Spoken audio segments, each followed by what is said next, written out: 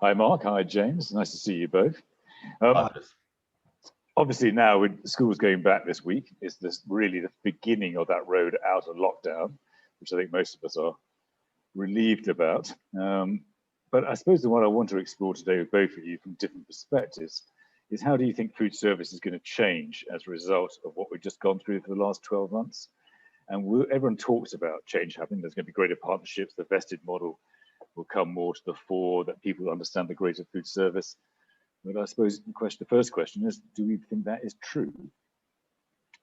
Mark? I don't know if everyone on this call understands the vested model, but the situation at the moment is perfect for the vested model, because the vested model says we don't necessarily know the solution, but what we're going to do is we're going to share each other's aims and objectives, and we're going to work together to collectively deliver the outcomes that each party want from the arrangement that they are entering into.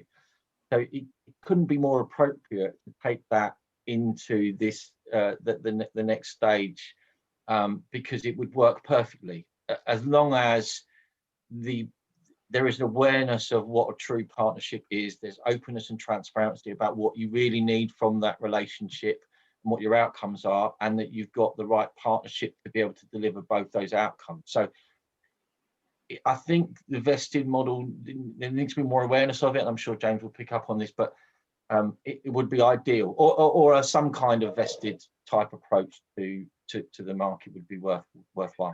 And do you believe you're seeing a trend that people want to be more partnership?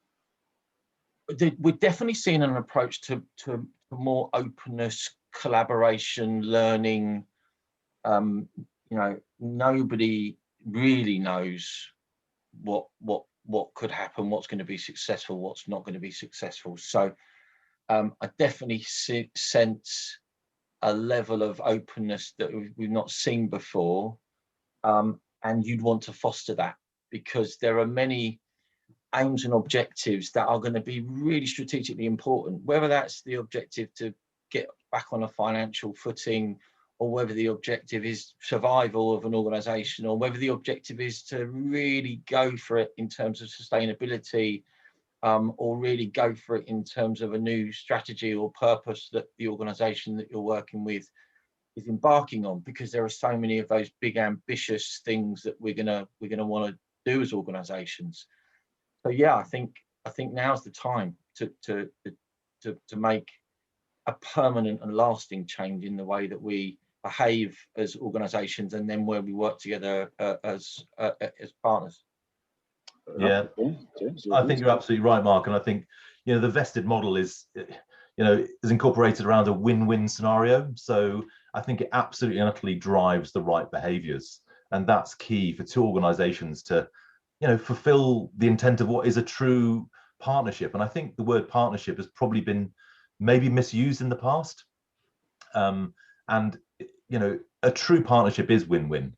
And it's about being really open. It's about listening to the intent of both parties from a financial, operational, or whatever it might be, and come up with the right solution that fits that.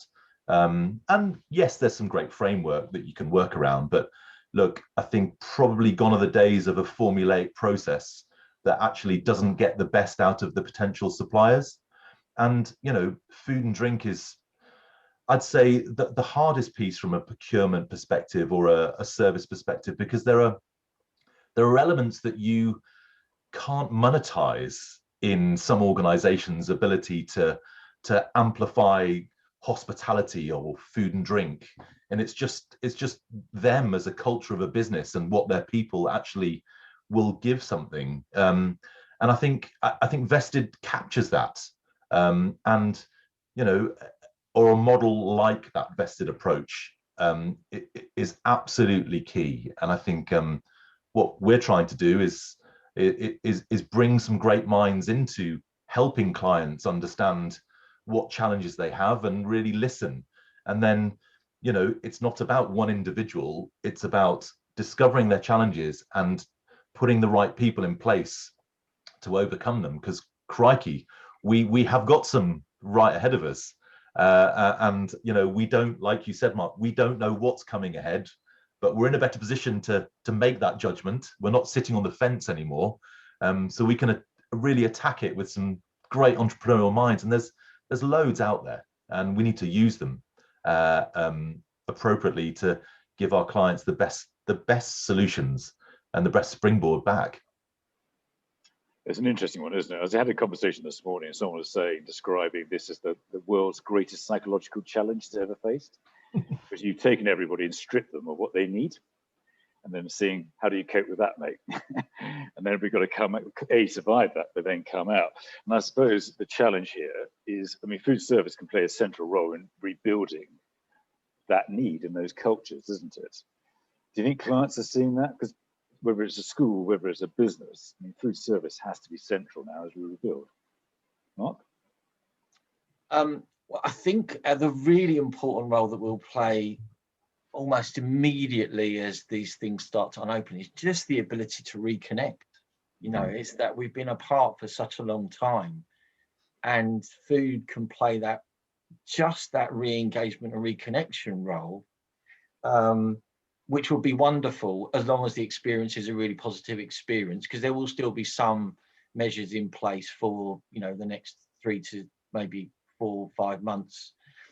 So reconnecting people is going to be really important, whatever you are, whether you're a child going back to school and seeing your friends again, and that lunchtime is going to be that time where you can play catch up, or whether it'll be in the workplace. That the ability to reconnect through food, I think, is going to be quite a powerful force in uniting people again. And our job there is to make that connection. And then moving forward, given particularly in the workplace, what we think is that it'll be less task-based and more people-based activities, that collaboration and all of those kind of activities, then actually the food will be a conduit towards those discussions, debates, relationships. It was described to me the other day as, you know, that almost, if you had a restaurant now, it could be that cultural mixing pot. So the reason when you're going to bump into people, I think they call it casual collisions, didn't they, before? But think how important that concept will be in the future, where you haven't seen somebody for over a year. And you're in the cafe or the restaurant together, and you bump in and you reconnect, and then you go, oh, I've got that idea. And you could just imagine it being a really central role. So we would be promoting how important it becomes in tomorrow's world from an organizational effectiveness point of view than it ever was before, where it was probably a refueling stop. It now can be something much more than that. No, I think you're absolutely right. I think food and drink has got an integral part to play, and in lots of things, you know, historic venues, universities, but, you know, I think you and I both know that the office working environment is going to have some really big challenges to try and get people back into that office, and food plays a massive part. Food and service, it's not just food, it's the service as well that is delivered around it. And I think people are going to be using buildings in a very different way, and there's a real opportunity to adapt and make food as that kind of central little pot. I mean, I had the pleasure of working on 22 Bishopsgate with Sir Stuart Lipton, the big tall 62-story with 12,000 tenants, and this was a number of years ago, and you know, a great mind, Stuart Lipton, and he had that forethought to think that this was going to be a vertical village, and this is 12,000 different tenants, and creating touch points not just for tenants in their own silo, but for the whole community within the whole building. And I think he really got it, and that's connected with technology, food and drink, leisure time, all of these things that really made people's experience far better, and you know, made it that touch point, made it that kind of casual collision, that whatever you want to call it, you know, that water cooler moment, by creating these really good food and drink hubs throughout what is, you know, 62 stories, and he got it, absolutely got it, and that was pre-madness that we're going through at the moment. And it's a really interesting piece you touch on, isn't it? It's about community, isn't it? Because I think what everyone's yearning for is that community, and actually you realise what we took for granted before all of this. Because actually, it could be a really great time for food service, couldn't it, as we come out? If we make the message right, it's actually the one thing that really can bring people together and build community. Yeah, community. I don't know about you, but I mean, I'm in lovely sunny Tooting, and you know, our community has never been more in touch with each other through this pandemic, and we've been watching out for each other. And I think I said to you, Chris, you know, we've got a little strip, and you know, it was a newspaper shop and another newspaper shop and a chicken shop, and that's changed. People have been shopping locally, and you know, we've now got a great fish shop, a great coffee shop, and they want that sense of community. And I think that's in the workplace as well. And I think that can absolutely be curated. That's right, Mark. Yeah, absolutely. I think we've got to. We can't do anything about the commuting experience, right? Yeah. And one of the benefits of the last 12 months is that we've not gone through the pain of commuting from South London into central London. I come from North London, so mine's not too bad, but I see the pain of Waterloo.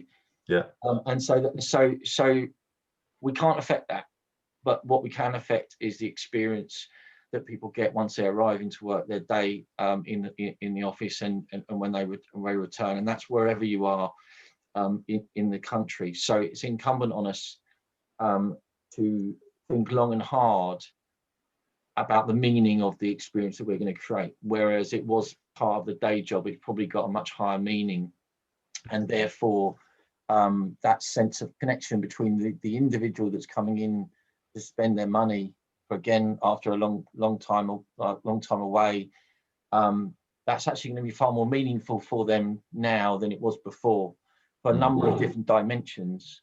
And it's important that, you know, I know that technology is a dimension, and actually this is going to be about people. In my mind, this is going to be about the quality of the food and the quality of the service that's delivered by good people. Yeah.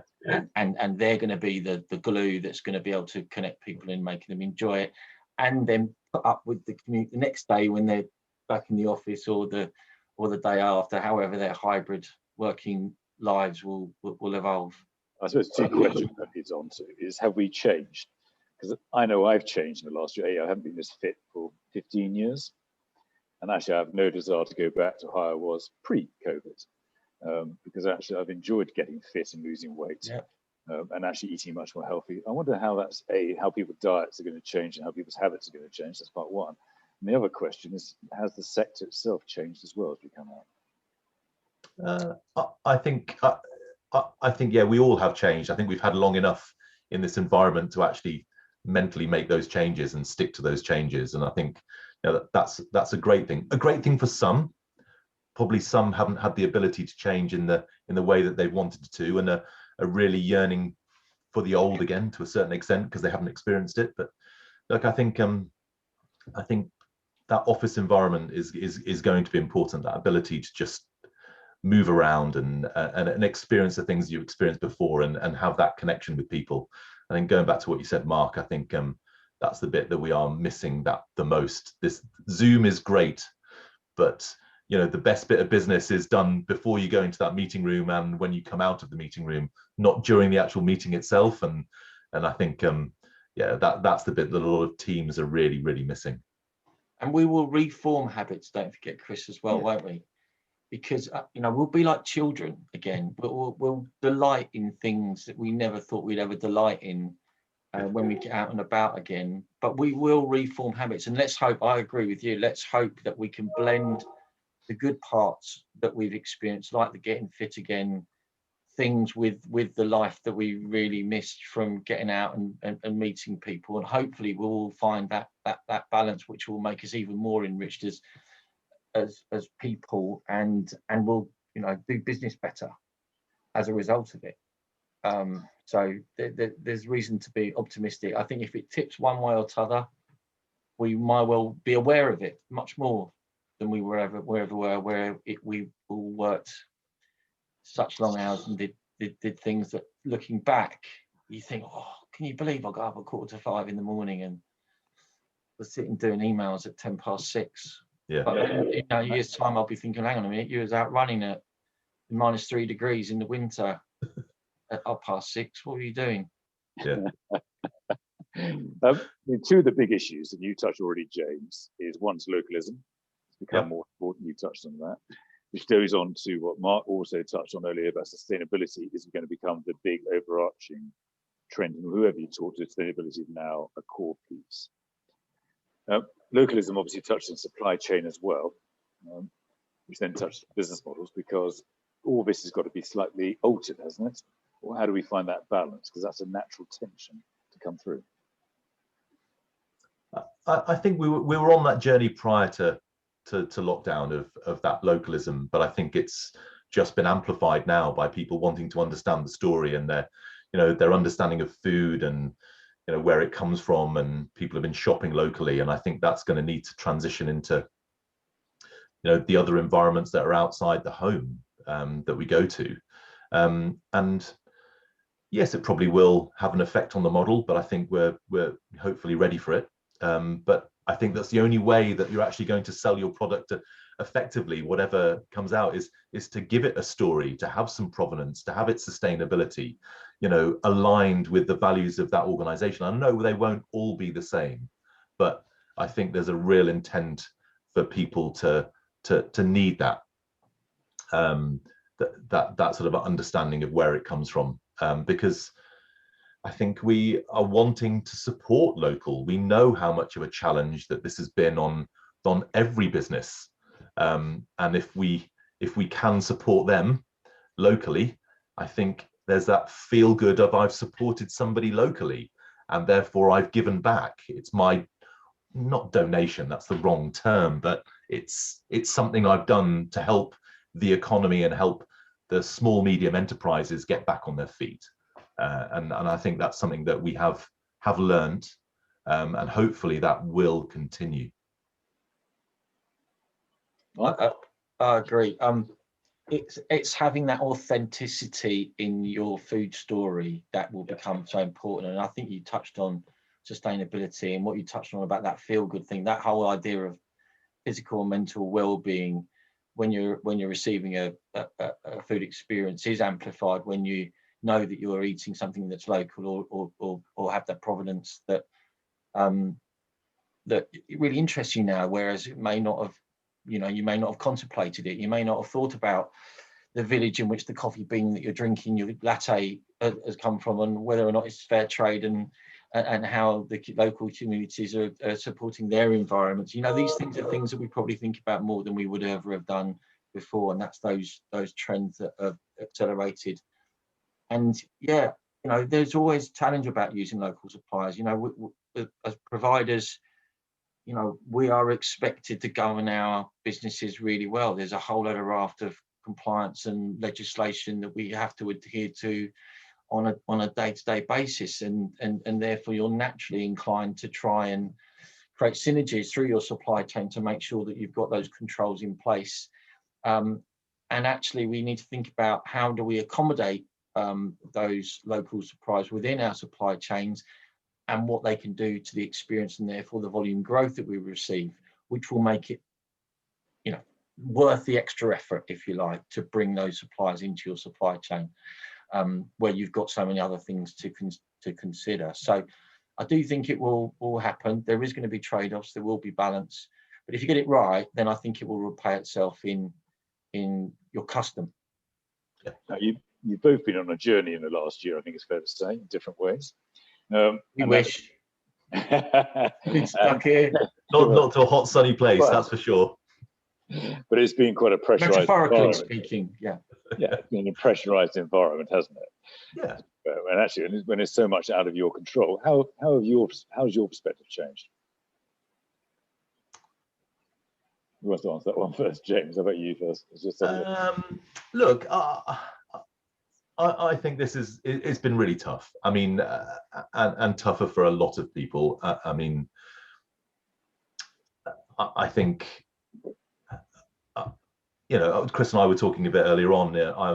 I work with a charity, and it's been phenomenal for me working with that charity. But it's also really concerning seeing us in that queue for a food bank, because fundamentally that's what is happening out there. I think there's real hope, and I think there's real opportunity. Sorry? I didn't know you saw me earlier. No, I didn't. Sadly, I didn't see you. But I think there's real hope and opportunity with the way that which people think, and I say that because going back to the charity piece, what has blown me away is the volunteers. So we have about 120 volunteers, and the amount of volunteers that apply that are young. When I mean really young, they are wanting to give back, really wanting to give back, and they're 18, 19, 20s. So for me, that's really inspiring to know that they've been affected by it, but they know that we have to get out of this by really giving back. And I think there is a perfect opportunity to do that. And I think, yes, it's been stressful. Yes, I think but it's been hard for many. But I think that it's changed a bit of a mindset of a lot of people. And I think with that will come some great opportunity for people that are prepared to be entrepreneurial in their thinking, to convince clients and partners of a new way of thinking, because it has to be that way. And I think I think it's going to be a really interesting time, and I am looking forward to it. And has that been one of your influences in what you're doing now? Yeah, it really has. It's helped shape some thinking. It's helped shape what we're here for. And I think a lot of people have been affected by this and reevaluated their worth. And you go back, Mark, you were saying that kind of, I can't believe I'm going to commute in 2 hours a day. People have sort of reestablished that's not my purpose in life. That's not what I was there to do. I was there to do something else and enjoy life a little bit more. I think hopefully that will stay within people, and especially the young, which I think we, as people that have been in the industry for a while, have got to continue supporting as much as we can. Mark, I mean, being an MD has been incredibly hard, isn't it? Yeah. It's it's hard to begin to where do you start from, say how tough a year it's been and what we've been through as a team. I think from a personal thing, I think there's two things, aren't there? There's the slowing down of your personal life and the being, you almost had this time to have a much greater awareness and a much greater appreciation of what you've got and what you've missed, so that when you get back to those things, you'll absorb all those things in a much more profound way than you would have done had you just carried on life as normal. There are so many things that you're now looking forward to and yearning, but you're also really aware of those people that don't have the same benefits that we enjoy in employment, in a comfortable house. So there's a real awareness and an appreciation of what you've got, what you've missed, and what others may not have at the same time. But the other thing for me is in work life, it's just relentless in terms of the challenges that you face, and then you've overcome them, and then the next one comes along, and it rolls on and it rolls on, and it's been relentless.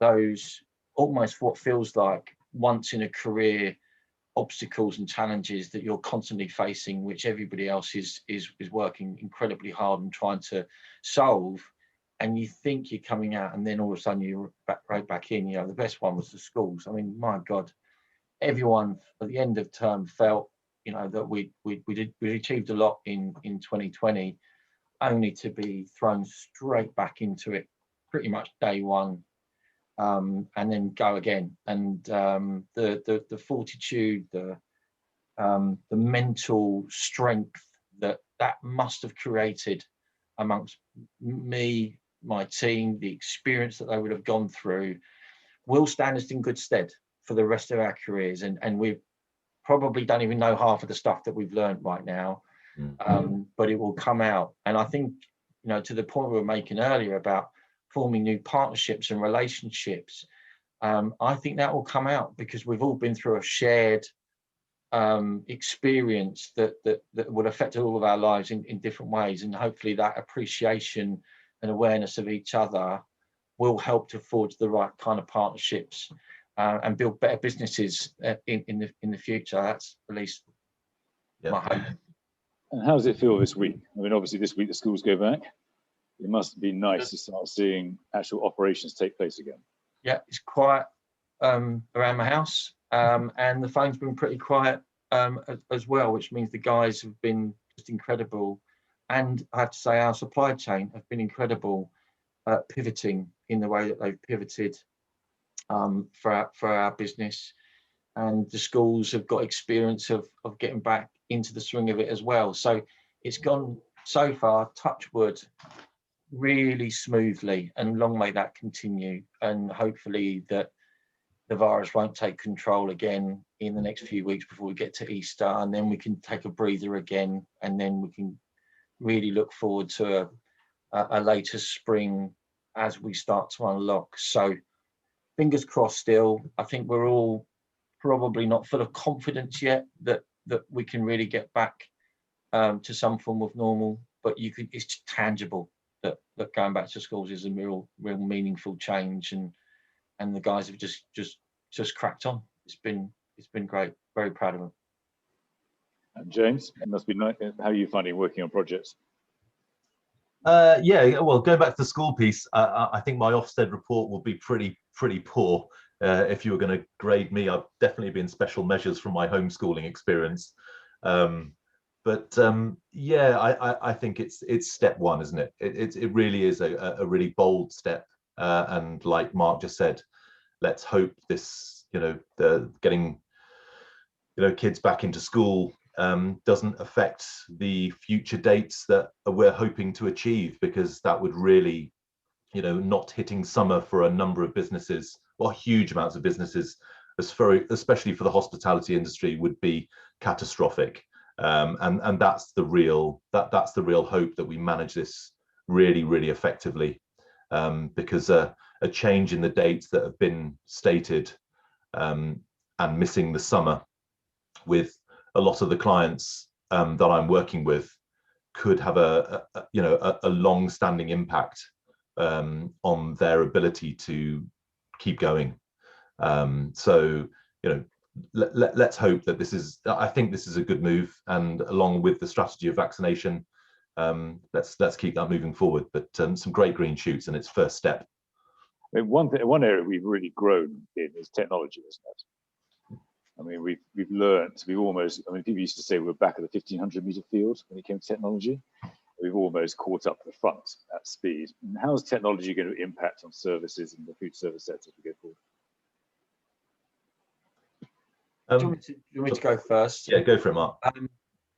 So my view is, I think back to something I said earlier, that basically what we do in food is provide experiences through great people, and I don't think that should never change. And in my experience, if there are digital solutions that can support the consumer experience, then all well and good. But certainly it should be play a supporting role, and meet a need, whether that needs convenience, whether that needs cost, whether that need is enabling some kind of bespoking of the experience that you receive. Those are the things we've got to really focus on. Not digital for digital's sake, because we know these things are available.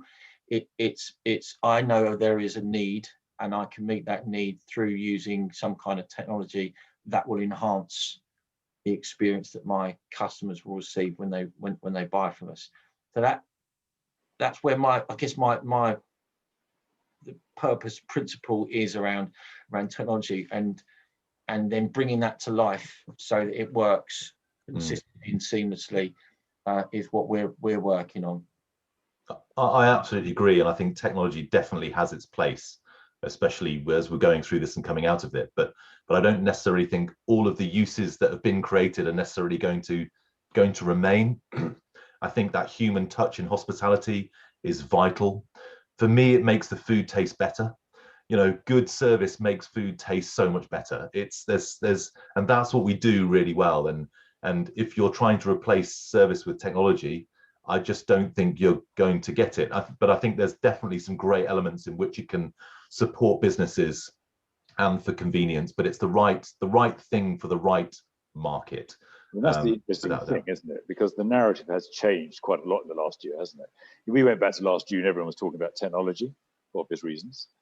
But actually, what's lovely listening to you both now, everyone's talking about experience and service in a way we probably haven't done for a number of years. I mean, we miss it. Change of emphasis, hasn't there? Yeah, we miss it. We miss it. We absolutely miss that connection. It's clear. And if you think of our purpose is this reconnection, reuniting, that collaboration, we've all done it through Teams, and we know it's good, but it's not as good as doing it in person. And it's the same with technology, I think.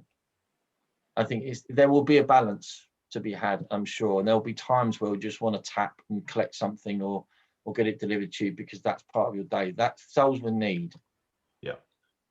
And there will be times where clients can't afford to have a fully manned restaurant, and therefore you need some kind of solution that says I can still provide good food in an environment that doesn't have people. Mm. But you probably wouldn't want to do that all the time, and it will only be in certain scenarios where actually the need is there, because if you put it in everywhere, you will detract from the experience, and if you detract the experience, you detract then from the purpose, which is about connecting people in their workplace. So you got to make sure it's appropriate, it supports a need, and it works every time. It's an interesting. Your hopes for the future, are you positive about what we're going to face? And the really hard question, Mark, is how long is it going to take to rebuild?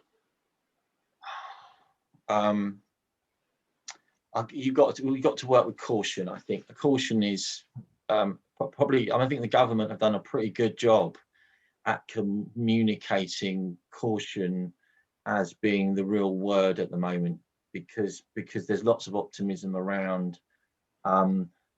But particularly some of those, we've listened to the chief medical officers, and we know that this thing isn't going away. So we're really looking forward to getting back, and we really can't wait to really do our thing again.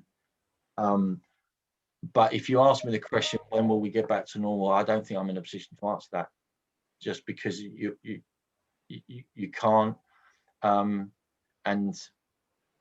let's hope that we'll all be back to normal by 2022. I think we all said that, you think about a year ago, we were saying, oh yeah, we'll be 60-70% in 2021. Maybe we'll be 60-70% in 2022. Well, and that's been the tough piece, hasn't it, as an MD? Because I mean, day one, I remember talking to one chief executive saying he reckoned they'd do 60% against 2019 revenues in this year. And 2 days later, after Boris spoke, it was down to 30%. I mean, it is remarkably difficult to forecast anything at the moment. Yes. It just increases the pressure on people, doesn't it? Yeah, we're much more expert, not because we're the expert, but because we listen to experts about viruses and their ability to mutate and evade vaccines. But you've got to say that the scientists have done a brilliant job so far. We're in this place where we've never thought we'd be. There's going to be treatments. There's going to be adjustments to vaccines. So I think it's the pace of improvement rather than the fact that we'll continue to improve is the big question mark. And are there going to be any more obstacles along the way? Are the big question marks. And that's why when we plan for the future, we plan for a level of agility in what we do, because it might well need to change. Perfect. James? Yeah, I think it's going to be an interesting road to recovery.